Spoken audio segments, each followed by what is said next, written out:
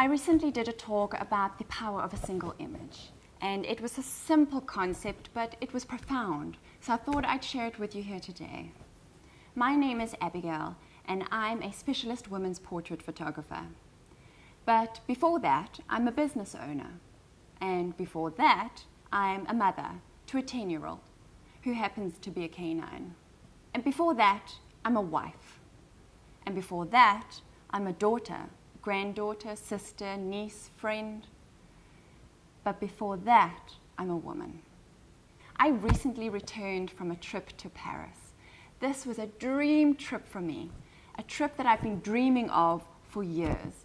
I would talk to my friends and family about it. I would imagine what it's like walking through those streets and eating crepes. I would listen to French music. I've adorned my apartment with the Eiffel Tower, and I even wear this Eiffel Tower pendant around my neck. This photo of me in front of the Eiffel Tower will forever remind me that I made this dream come true. I was fortunate enough to have my husband go with me to Paris. We had an amazing time together. So many adventures and laughter and exploring, getting caught in the rain and running for shelter, enjoying French wine at a street-side cafe, watching the people go by, and of course, my experience of seeing the Eiffel Tower with him for the very first time. This photo will forever remind me of the magic of that city and the amazing time we had together. 2 weeks before we left for Paris, we found out that our beautiful Pekingese Beijing has lung cancer. What do you do with that 2 weeks before you're leaving the country? So our departure was a bittersweet one, and ultimately she had to have surgery to remove the upper lobe of her left lung. I remember the day that she had gone into surgery and dropping her off at the vet. It was just gut-wrenching.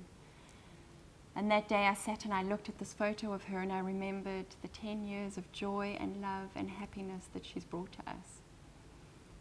Thankfully, a week ago she had her stitches out and she's back to her happy, bubbly and cantankerous self. On our way to Paris, we stopped over in Bristol in the UK to visit my family. My mom, my dad and I are the only ones here in South Africa and everybody else is over there.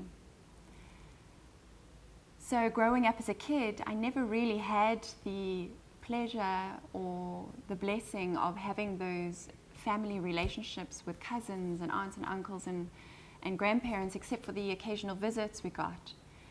So the photos we received, that's the frame of reference I have of all of my family when I was growing up. And so this photo here will forever remind me, especially now that I have a nephew and a niece, two beautiful children who are growing up so fast, that we always have to hold on to the precious time that we have with them, even if it is for a short while. One of the main purposes of going to Bristol was to spend time with my last remaining grandparent, my nan.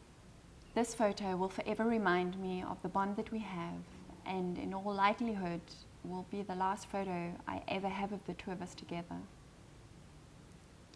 While I was with her, we spent one of the days going through a big box of old photos.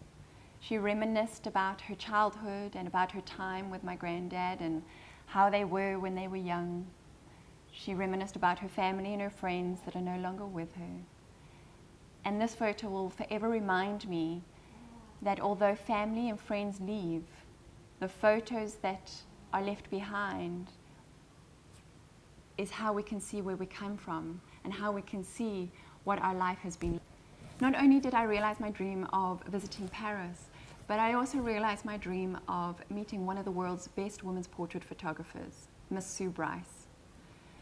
She's an amazing artist, she's an amazing motivational speaker, and she's a shining example of what is possible.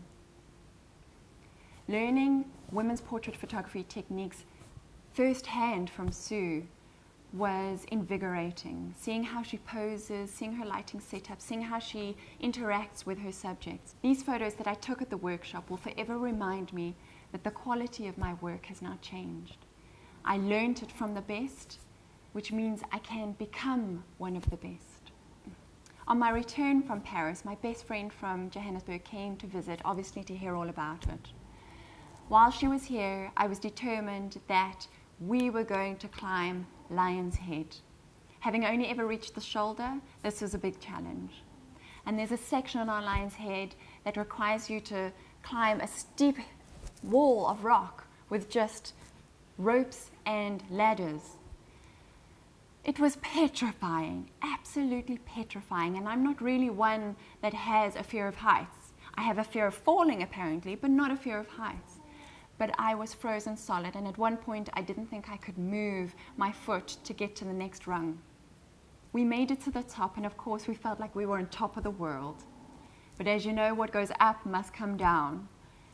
So we made our way down and had every intention of taking the recommended route that wasn't quite so scary. Somehow we missed the path, and we found ourselves at the same section, having to navigate these ropes and ladders. We did it. With as much fear as we felt the first time, if not more, we did it. Later that day, I was determined to create an image that would forever remind us that although we felt the fear, we climbed that section anyway. So for me, that's the power of a photo. A single photo can take you back to a time, to a place, to a goal achieved, to your loved ones, to a feeling. And that's why you shouldn't shy away from existing in photos. You should exist in photos now. Exist in photos because you are a business owner, because you are a mother, because you are a wife, because you are a daughter, a granddaughter, a sister, a niece, and a friend. And exist in photos because you are a woman.